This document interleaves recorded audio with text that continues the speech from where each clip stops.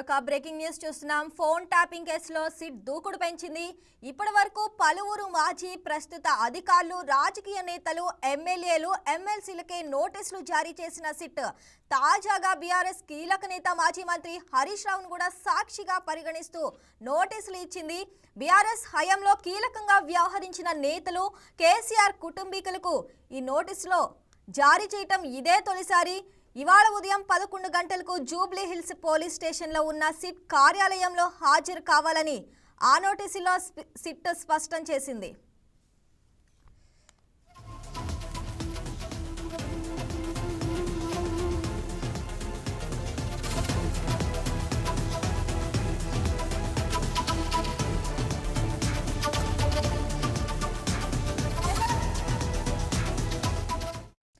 Phone tapping కేసులో SIT నుంచి నోటీసులు అందిన నేపథ్యంలో మాజీ మంత్రి హరీష్ రావు తెలంగాణ భవన్ నుంచి బయలుదేరి సిట్ కార్యాలయానికి వెళ్తారు.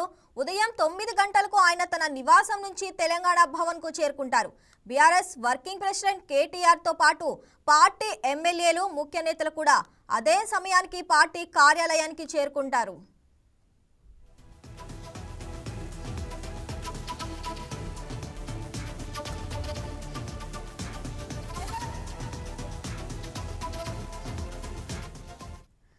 సోమవారం రాత్రి కోకాపేటలోని హరీష్ రావు నివాసానికి అధికారులు వెళ్లిన సమయంలో ఆయన అందుబాటులో లేరు. సిద్దిపేటలో ఉండటంతో ఇంట్లో ఉన్నవారికి అందజేశారు. ఫోన్ ట్యాపింగ్ కేసు దర్యాప్తులో సహకరించాలని కోరారు. ఇప్పటి వరకు సిట్ చేసిన దర్యాప్తు, నిందితుల విచారణ, వాగ్మూలాల నమోదు ఇలా అనేక చోట్ల హరీష్ రావు పేరు ప్రస్తావనకు వచ్చింది. న్యాయస్థానంలో దాఖలు చేసిన నివేదికల్లోనూ అధికారులు ఆయన పేరు పొందుపరిచారు. ఈయన ఆదేశాల మేరకు కొందరి ఫోన్లు ట్యాప్ అయ్యాయని సిట్టు అనుమానిస్తున్నట్లు తెలుస్తుంది.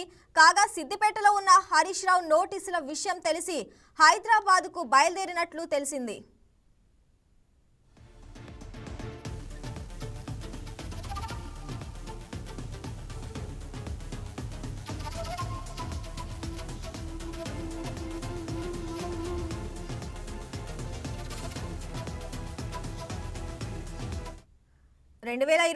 మార్చి 10న పంజాగుట్ట పోలీస్ స్టేషన్లో నమోదైన ఫోన్ ట్యాపింగ్ కేసు తర్వాత సిట్కు బదిలీ అయింది.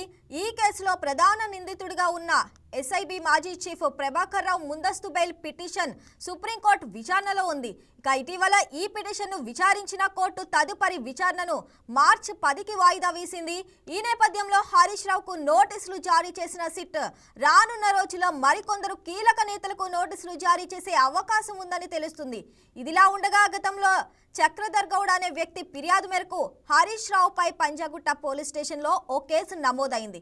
అందులో చక్రధర్ తన ఫోన్ ట్యాపింగ్ అయ్యిందని, హరీష్ రావు ఆదేశాల మేరకే అది జరిగిందని ఆరోపించారు. అయితే ఈ కేసును ఇటీవల సుప్రీంకోర్టు కొట్టివేసింది. Please subscribe to YK TV Network. Please subscribe to YK TV. Please watch YK News.